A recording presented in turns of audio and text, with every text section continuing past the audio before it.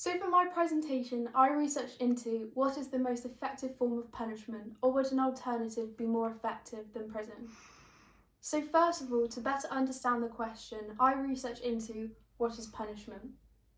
So punishment is a type of operant conditioning.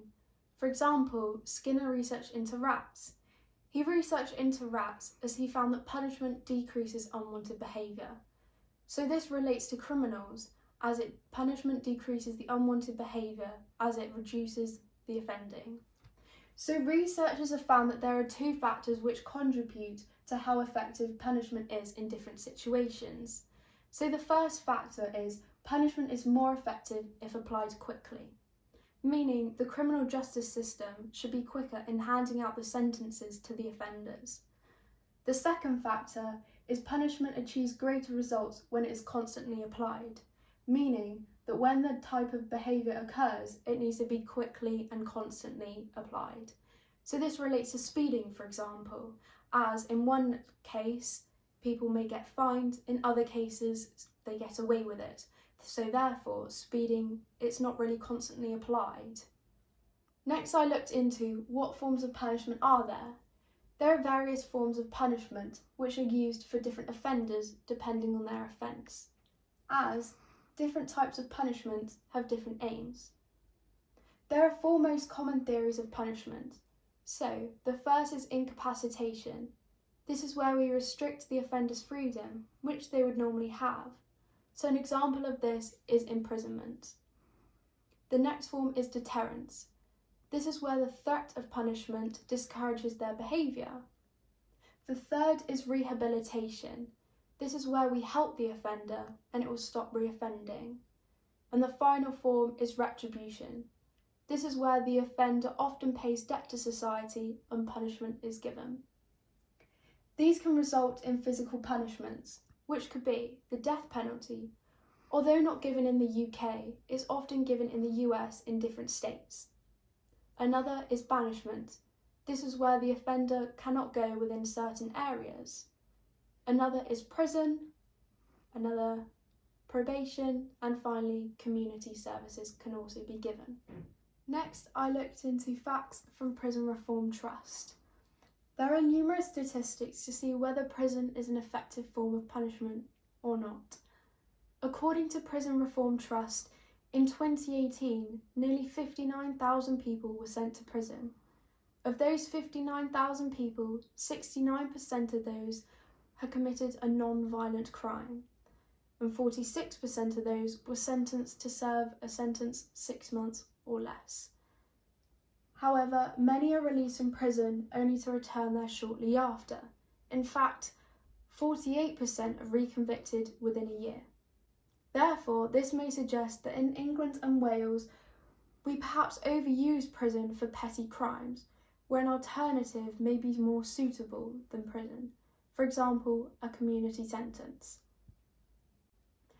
A survey was published where fewer than 1 in 10 people thought that having more people in prison was an effective way to deal with crime. They thought that having better parenting, discipline in schools, and a better rehabilitation was better and a more effective response.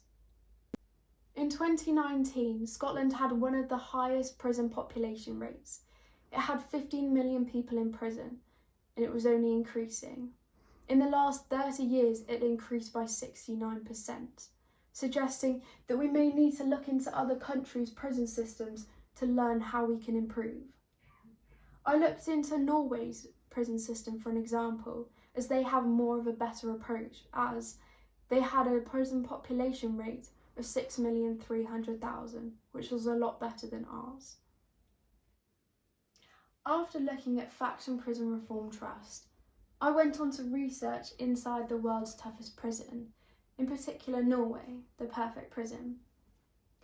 Inside the world's toughest prison is presented by Raphael Rowe, who spent 12 years in a UK prison for a murder he did not commit. He learnt a lot of things about life on the inside and the types of people who are behind bars. Raphael Rowe said that there are many people in prison who do not deserve to actually be there, and that there are women and men who have only committed desperate crimes to support their families. An example of this would be stealing food to support families in desperate times. Raphael Rowe also learned that even though prison may stop offending, it actually causes more problems than it solves, as it could break up families and potentially take away houses, and this is not a good situation to be in. Chris Dorr, QC, a criminal defence barrister, suggested that these prisoners could safely and more effectively be dealt with in the community, suggesting that actually most prisoners are not malicious prisoners, thus meaning that prison isn't the most effective form of punishment for all crimes, thus suggesting further that community sentences may be more suitable for crimes. I recently rewatched Netflix's Inside the World's Toughest Prison, and there was one specific episode which stuck out to me, which was Norway, the perfect prison. This is Norway's Holden prison, which is actually maximum security, but it's considered to be the most humane prison in the world. This is because it focuses on rehabilitating the prisoners rather than punishing them. The reoffending rates are said to be the lowest in the world, with the rates at 20 to 30%, which is amazing. This prison is a model prison, as not only do Norway have a low reoffending rate, it has a low prison population rate as well. One guard at this prison spoke about the normality principle, which is if you treat people like animals, you will get animals. So you need to treat people with respect to gain respect back.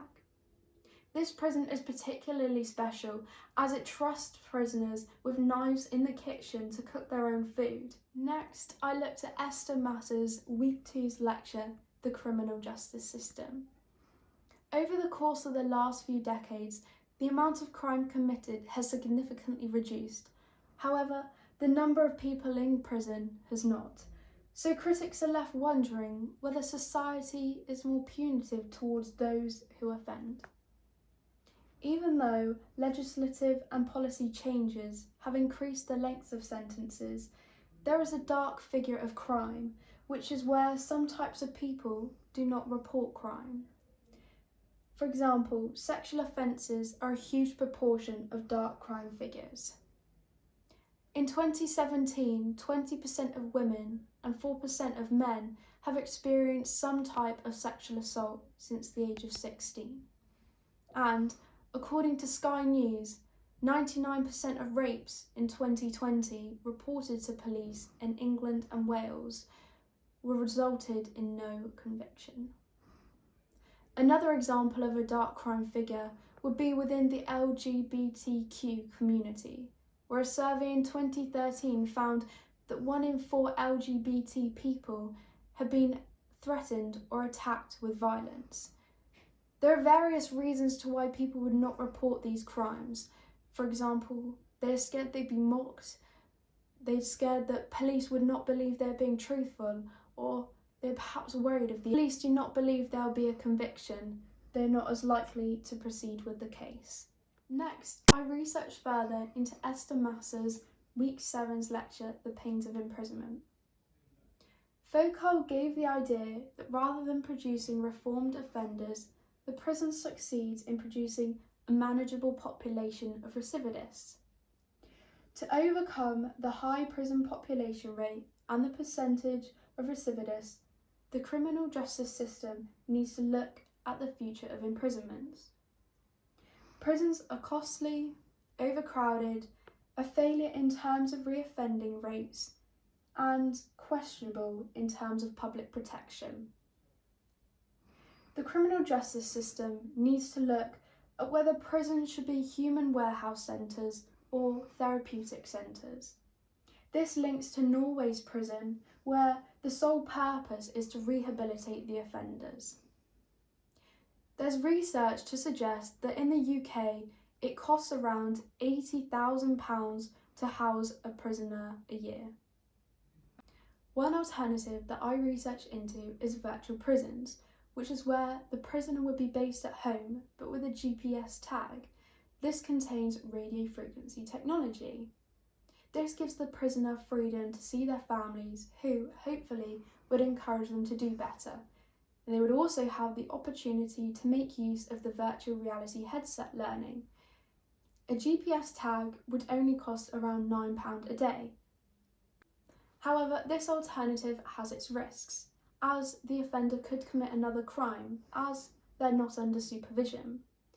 However, those who do continue to offend are then sentenced to a brick and mortar prison with a new sentence. This alternative would be better suited to those offenders who don't have a history of violent crimes or are considered to be a risk. To conclude, reflecting on this poster, I believe that prison is an effective form of punishment for sentences longer than 12 months.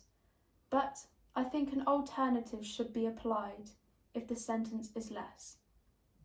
I believe that community sentences are better for the offenders with petty crimes, as it would be dealt with better in the community.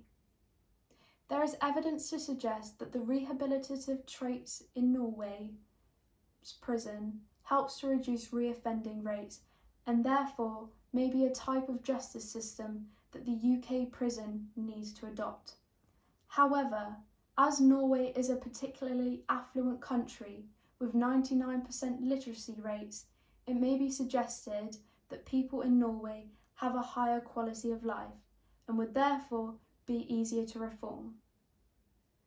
Research shows that 20% of British people live in poverty and therefore may have had a rougher upbringings. This could mean that they are more difficult to reform, as prison is better than life at home.